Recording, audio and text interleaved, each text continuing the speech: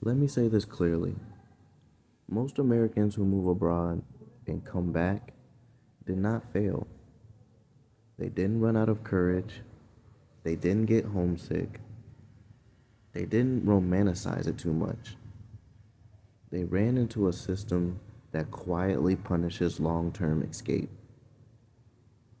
And nobody warns you about that part because leaving the US feels like freedom until the invisible costs start stacking.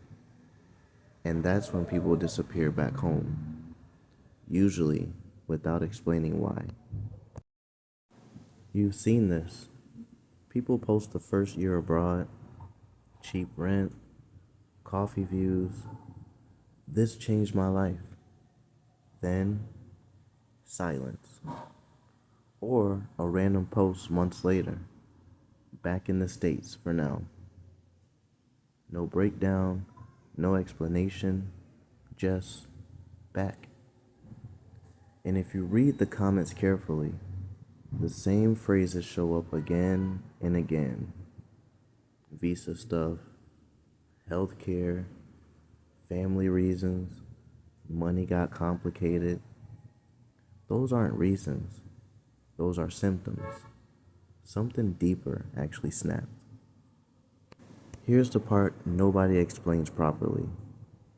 Living abroad works temporarily for Americans because you're still plugged into US systems, US income, US banking, US identity, US safety nets, even if you don't realize it. But the longer you stay out, the more friction you hit.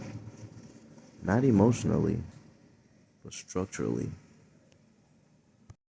At first, your money stretches. Then, reality sets in. Foreign banks don't trust US citizens. US banks flag international activity. Payment processors freeze accounts. Remote work isn't as stable as it looks. You realize something uncomfortable. You're not location free. You're permission based. And permission can be revoked quietly. No matter how long you stay, you're usually still a guest. Visas expire, rules change mid-stay, residency thresholds move.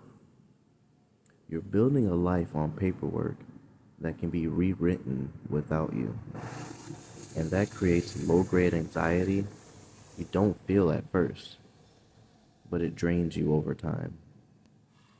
Here's the part people don't talk about.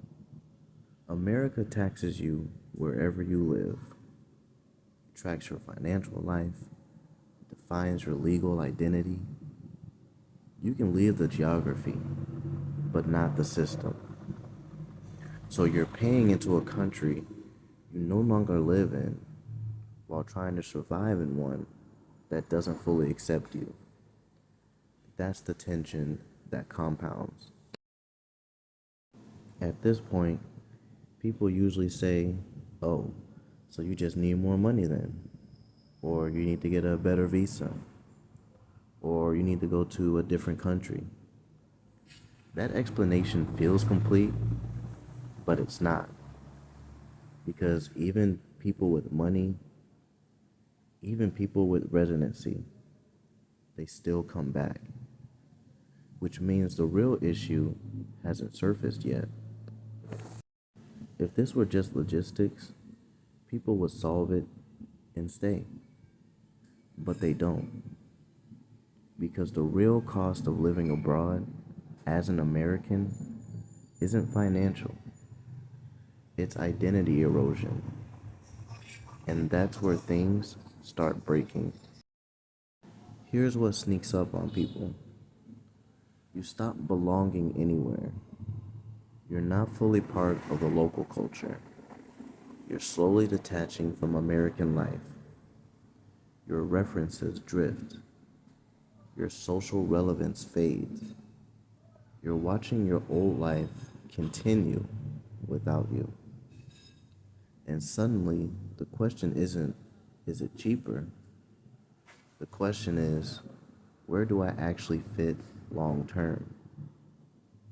Most people don't notice that shift until it's already heavy.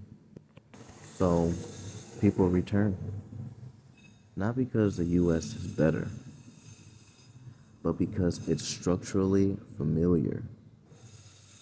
Your credit works, your health care exists, your legal status is permanent, your mistakes are recoverable. Coming back isn't victory, it's stability recovery.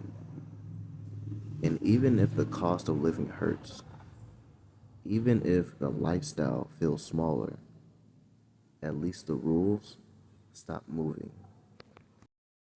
But coming back has its own damage. You return changed, and the country didn't. Wages feel smaller, costs feel heavier, the pace feels harsher. And now you know there is no clean escape anymore. There's only trade-offs. Some people choose cheaper countries and instability. Others choose expensive stability and familiarity. Neither is wrong, but both extract a price. Living abroad works best if you're okay with long-term uncertainty. You don't need institutional safety. You can rebuild identity repeatedly. Coming back makes sense if you value permanence over novelty. You need system predictability. You're tired of living between worlds. This isn't about courage. It's about tolerance for instability. Here's the uncomfortable truth. Most people didn't come back because the dream failed.